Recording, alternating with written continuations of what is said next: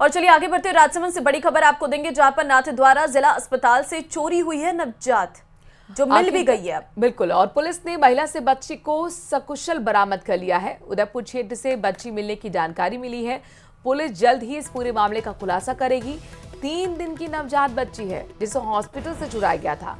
जांच कराने के बहाने नवजात को मां के पास से बच्चा चोर महिला लेकर गई थी और उसके बाद फरार हो गई थी। 3 दिन बाद आखिरकार अब ये 3 दिन की जो बच्ची है उसे बरामद कर लिया गया है। ये आप महिला देख पा रहे हैं जो कि सूट में नजर आ रही है, बच्चा लिए हुए हाथ में, और मां के पास पहुंची, जांच कराने का बहाना किया और इसके बाद यहां से चोरी कर फरार हो गई। अलकेश हमारे संवाददाता इस खबर पर ज्यादा जानकारी के साथ जुड़ गए हैं। अलकेश, जाहिर तौर पर पुलिस की सुरक्षा कही जा सकती है, कितने घंटे में बच्ची को बरामद किया गया और ये क्या कोई अच्छा खासा ग्रोह है, क्या प्लानिंग थी इन लोगों की, अब तक पूछताछ में क्या निकलकर सामने आया?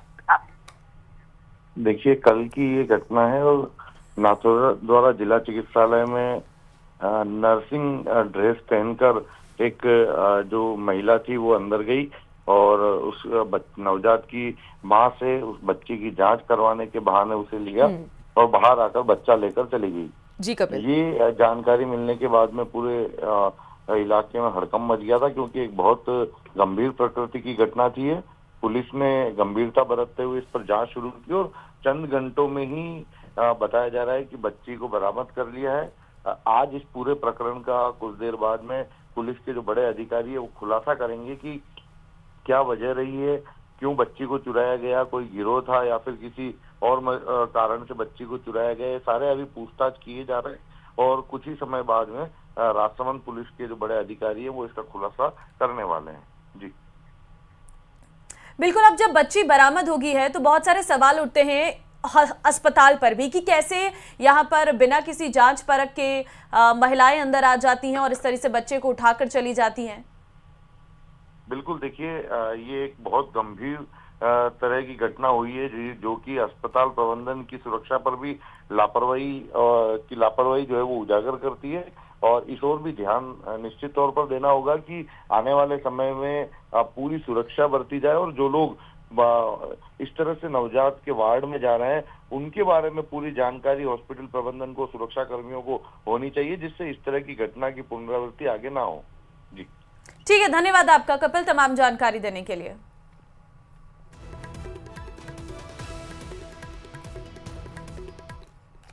छात्र संघ चुनाव को लेकर जो चिंगारी निकली अब वो भड़कने लगी है। प्रदेश के अलग अलग जिलों से छात्र चुनाव कराने की मांग कर रहे हैं। वहीं विरोध प्रदर्शन भी हो रहा है। जोधपुर से लेकर कोटा और अजमेर से भी छात्र चुनाव की मांग कर रहे। जोधपुर में भी कार्यकर्ता ने ओल्ड कैंपस में प्रदर्शन किया।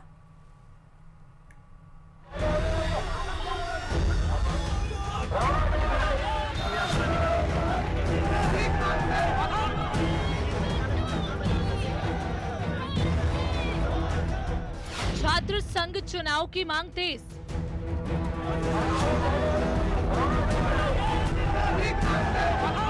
जोधपुर में छात्रों का बवाल।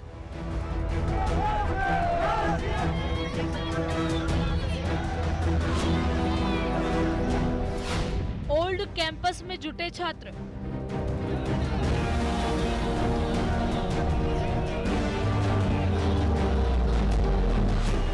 कलेक्ट्रेट पर एबीवीपी का प्रदर्शन।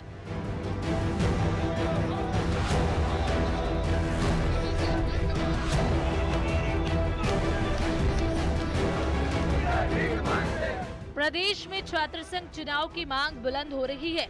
अलग अलग विचारधारा वाले छात्र संगठन अब एक साथ आकर चुनाव की बहाली की मांग कर रहे हैं।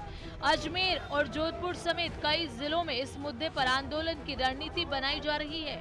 जोधपुर में छात्र संघ चुनाव को लेकर ओल्ड कैंपस में प्रदर्शन हुआ।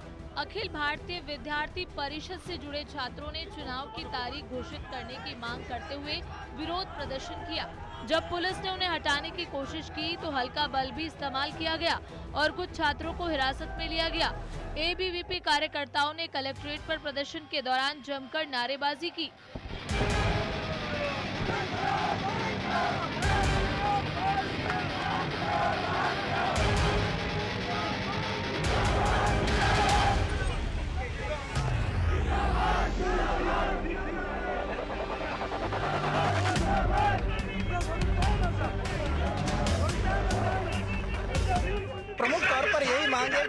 संघ चुनाव प्रदेश में होने चाहिए और हम उसी मेन एजेंडा को लेकर के आज यहाँ पर कलेक्ट्रेट के आगे आए हैं। सभी छात्रों की जो समस्या है वो संपूर्ण रूप से यूनिवर्सिटी में जो कुलपति जी उन तक नहीं पहुँच रही है। छात्रों की विभिन्न प्रकार की समस्या, उनका प्रतिनिधित्व करने वाला कोई नहीं। अगर छात्र संघ चुनाव होते हैं तो वो सभी छात्रों के प्रतिनिधि के माध्यम से अपनी समस्या को समाधान कर सकते हैं। उनका कोई नेतृत्व करता होगा, उनकी आवाज बनने वाला कोई होगा। छात्रों की धरातल की जो भी मांगे हैं वो सरकार तक नहीं पहुंचती है, विश्वविद्यालय प्रशासन तक नहीं पहुंचती है। यदि आज की मैं बात करूं तो हमारे विश्वविद्यालय के वीसी साहब हमको स्टूडेंट लीडरों को नहीं मिले हैं और तो आम छात्रों को कब मिलेंगे।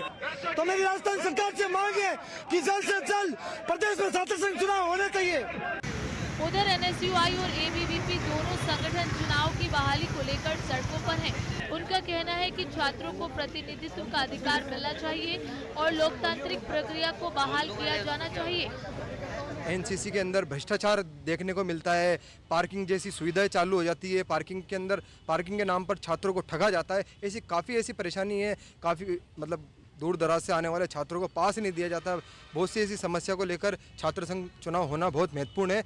और अगर छात्र संघ चुनाव नहीं होता है तो विद्यार्थी परिषद भी बड़ी मात्रा में, बड़ी संख्या में पूरे प्रदेश भर में बड़े आंदोलन, बड़े प्रदर्शन करेगी। अगर छात्र संघ चुनाव नहीं होता तो सबसे पहले जो विद्यार्थी कॉलेज कैंपस में एडमिशन लेता है तो सबसे पहले छात्र नेता ही होता है जो सबसे पहले उस विद्यार्थी से मिलता है, उसके दस्तावेज सत्यापन का कार्य करता है, उसके जितनी भी मांग दस्तावेज सत्यापन से लेकर उसको टीसी तक के सारे काम विद्यार्थी जो छात्र नेता होता है वही करता है।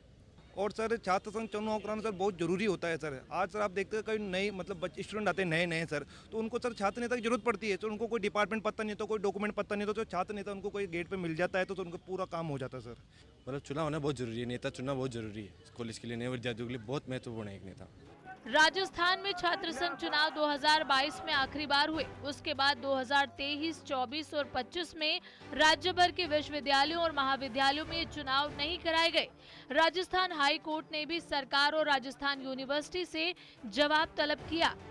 जब अंतिम समय छात्र संघ चुनाव कराने का आता है तब सरकार द्वारा छात्र संघ चुनाव की तारीख नहीं दी जाती है। उससे छात्र नेता और छात्र नेताओं के समर्थक होते हैं उनमें एक निराशाजनक होता है।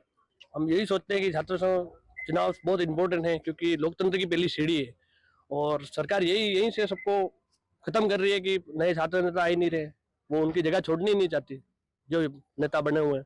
तो छात्र संघ चुनाव सबसे पहला है। जो छात्र राजनीति से निकले हैं और आगे जाकर वो कहीं मंत्री बने, मुख्यमंत्री बने, सभी छात्र राजनीति से निकले हो, तो ऐसा कहा जा सकता है कि छात्र राजनीति जो है वो एक राजनीति की नींव है।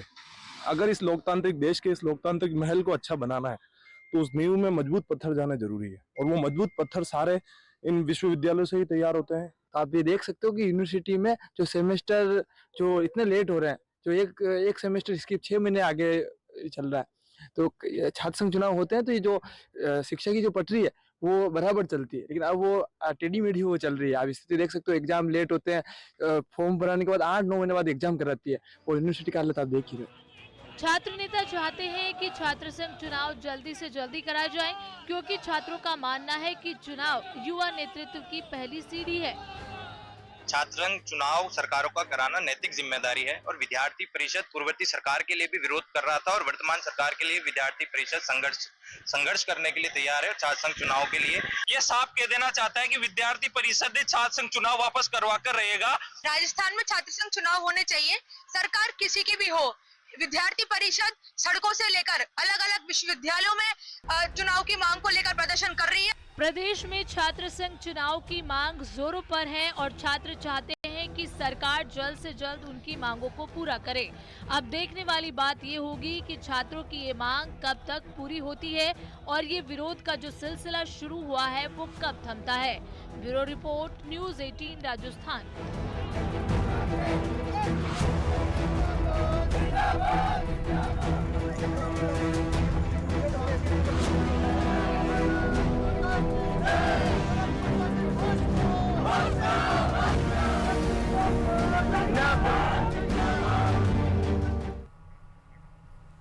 नागौर से आपको खबर दे रहे हैं, जहां पर 141 शिलाओं से सजे बर्फानी बाबा और दर्शन करने के लिए पूरा शहर उमड़ पड़ा है। नागौर के प्रताप सागर तालाब की पाल पर बर्फानी बाबा की जीवन झांकी सजाई गई है।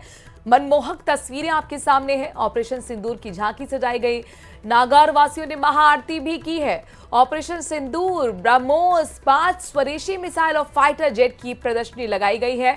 जिला कलेक्टर अरुण कुमार पुरोहित, सभापति मीतू बोथरा ने भी महाआरती में भाग लिया। प्रताप सागर तालाब के पाल पर देर रात तक ये कार्यक्रम चला है। तस्वीरें आपके सामने, मनमोहक ये दृश्य नजर आ रहा है। नागौर वासियों ने महाआरती की है। इसमें अलग अलग तरीके से ऑपरेशन सिंदूर की झलक देखने को मिली। हमारे फाइटर जेट्स, इसके साथ ही दर्शन करने के लिए पूरा शहर उमड़ पड़ा। कुछ अलग, कुछ अद्भुत ये नज़ारा देखने को मिला। प्रताप सागर तालाब की पाल पर ये झांकी सजाई गई है।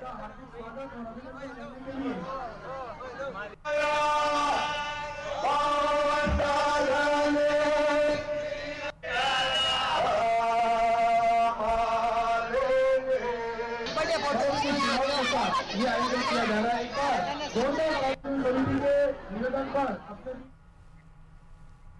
और इसी